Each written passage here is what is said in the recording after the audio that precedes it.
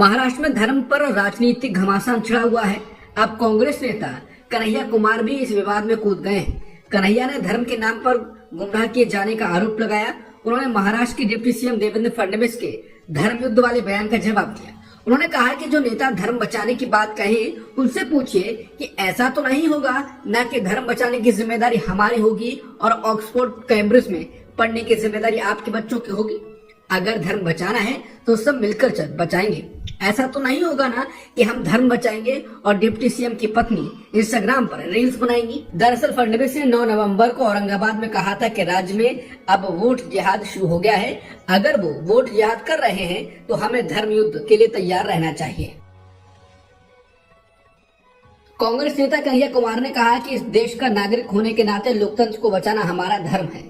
जिस लोकतंत्र के चलते आज मैं यहाँ खड़ा होकर भाषण दे रहा हूँ, उसकी रक्षा करना मेरा धर्म है। अगर ये धार्मिक युद्ध है और धर्म की रक्षा दांव पर है तो जो भी नेता आपके सामने धर्म बचाने की बात कहता है उस नेता से एक सवाल पूछना चाहिए, एक्सक्यूज मी सर, आप धर्म बचाना चाहते हैं?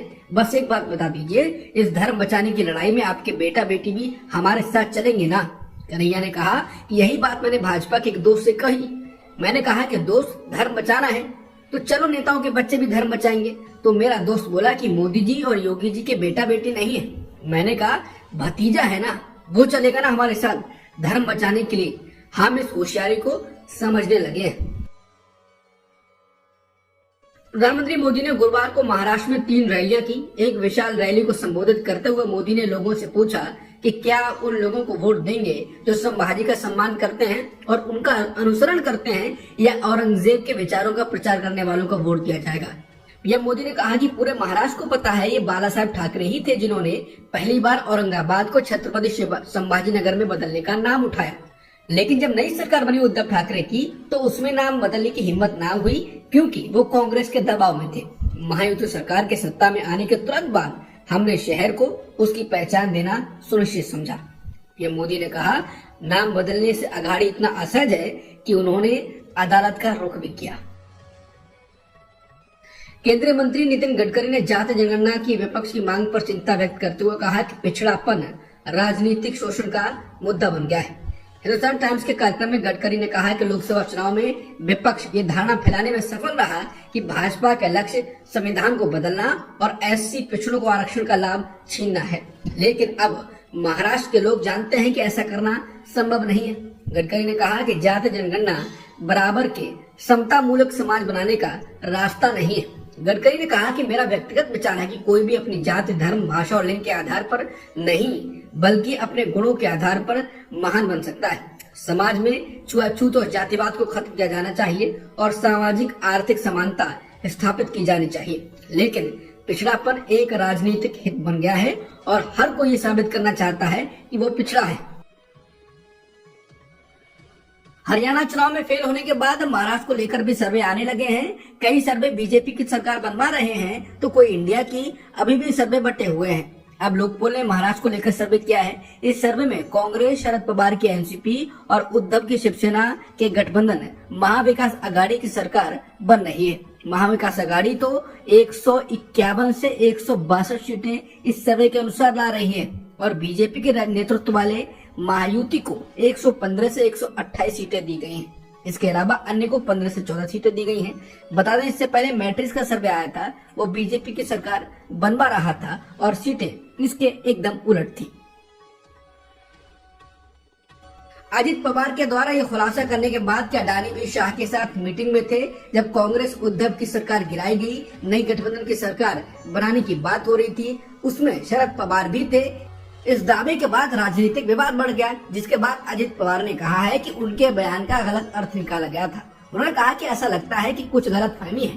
गौतम अडानी का इस घटना से दूर दूर तक कोई संबंध नहीं। मैंने सुबह भी कहा था कि आप लोग तथ्यों को गलत तरीके से पेश कर रहे हैं, उनका राजनीति से कोई लेना देना नहीं है। बता दें, अजित पवार ने द न्यूज मिनट के इंटरव्यू में कहा था कि हर कोई जानता है कि बैठक कहाँ हुई, हर कोई वहाँ था। मैं आपको फिर से बता देता हूँ, अमित शाह वहाँ थे, गौतम अडानी वहाँ थे, प्रफुल्ल पटेल वहाँ थे, देवेंद्र फडणवीस वहाँ थे, अजित पवार वहाँ थे, पवार साहब वहाँ थे, यानी कि शरद पवार। अजित पवार ने यह भी दावा किया था कि 2019 में भाजपा के साथ गठबंधन बनाने के उनके फैसले से, जिसमें उन्होंने 2019 में डिप्टी सीएम के रूप में शपथ ली थी और केवल 80 घंटों के भीतर इस्तीफा दे दिया था, उससे शरद पवार की मंजूरी थी। शरद पवार ने अजित पवार के दावे पर बयान दिया और अजित के दावे को खारिज किया। हालांकि उन्होंने शरद पवार भी अडानी और शाह के साथ मीटिंग में थे के दावे को स्वीकार किया। हालांकि ऐसी किसी भी चर्चा से इनकार किया। उन्होंने एक मराठी समाचार चैनल को दिए साक्षात्कार में कहा कि अगर ऐसा कुछ होता तो आप भाजपा एनसीपी की सरकार बनते हुए देखते। उन्होंने कहा कि उनके भतीजे अजित पवार के दावों में कोई सच्चाई नहीं है। उन्होंने कहा कि 2019 के चुनाव के बाद उन्होंने कुछ केंद्रीय मंत्रियों और कुछ उद्योगपतियों से मुलाकात की और उनके साथ अजित पवार भी थे, लेकिन ये सरकार गठन पर चर्चा की नहीं थी। इनमें से कुछ मौकों पर अजित पवार मेरे साथ थे। अजित को रखने का विचार ये था कि वो भी उन्हें जान सकेंगे। अडानी के आवास पर अपने दौरे पर पवार ने कहा कि मैंने रतन टाटा, किर्लोस्कर और अन्य उद्योगपतियों के आवासों का भी दौरा किया है। मैं अभी भी उनके आवासों पर जाता हूं। उन्होंने कहा कि अडानी का महाराष्ट्र में बड़ा निवेश है और वो कुछ परियोजनाओं शुरू करने की योजना बना रहे हैं। शरद पवार ने कहा कि महाराष्ट्र में निवेश करने के इच्छुक उद्योगपतियों के साथ अच्छे संबंध बनाए रखना जरूरी है। महाराष्ट्र में होने वाले विधानसभा चुनाव में अब महज चंद रोज ही बाकी हैं। ऐसे में सभी राजनीतिक दल जोर शोर से चुनाव प्रचार में जुटे हैं। इस बीच कांग्रेस सांसद और लोकसभा में नेता विपक्ष राहुल गांधी ने चुनाव से पहले महाराष्ट्र के सोयाबीन और कपास किसानों का मुद्दा उठाया। उन्होंने किसानों की तकलीफों और परेशानियों को लेकर केंद्र सरकार पर जमकर हमला बोला और कहा कि सरकार की किसान विरोधी नीतियों के कारण सोयाबीन और कपास के किसान हताश और निराश हैं। राहुल ने उनसे बातचीत का एक वीडियो भी जारी किया है जिसमें लिखा है कि महाराष्ट्र के किसान मुझे बता रहे थे कि सोयाबीन उगाने की लागत 4000 प्रति कुंटल है, सोयाबीन बेचने की कीमत 3000 रुपए प्रति कुंटल है, किसानों का नुकसान 1000 रुपए प्रति कुंटल है। आय दोगुनी करना तो भूल जाइए, भाजपा ने किसानों को अपनी फसल लागत के 3/4 दर पर बेचने को मजबूर कर दिया है। यूपी में उपचुनाव की तैयारियां सभी दल कर रहे हैं। इसी कड़ी में सपा अध्यक्ष अखिलेश यादव ने प्रयागराज जिले की फूलपुर सीट पर प्रचार करते हुए बीजेपी की नीतियों पर तीखे हमले किए। अखिलेश यादव ने सरकार पर हमला करते हुए कहा कि अब ये सरकार चलने वाली नहीं है और यूपी के मुख्यमंत्री की कुर्सी खतरे में है। चुनावी रैली में अखिलेश यादव ने कहा कि महाराष्ट्र का जो भी नतीजा है, लेकिन उसके बाद उत्तर प्रदेश के मुख्यमंत्री की कुर्सी नहीं बचने वाली है। जब से इन्हें पता है कि चुनाव हारने वाले हैं, तब से अधिकारी के माध्यम से डरा धमका रहे हैं। सपा सुप्रीमो ने प्रशासन पर भी डराने धमकाने का आरोप लगाया।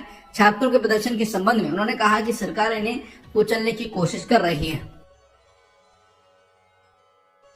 उत्तर प्रदेश के प्रयागराज में राज्य लोक सेवा आयोग के दफ्तर के बाहर गुरुवार को भी हुए अभ्यर्थियों को प्रदर्शन के बीच यूपी पीएससी ने प्रदर्शन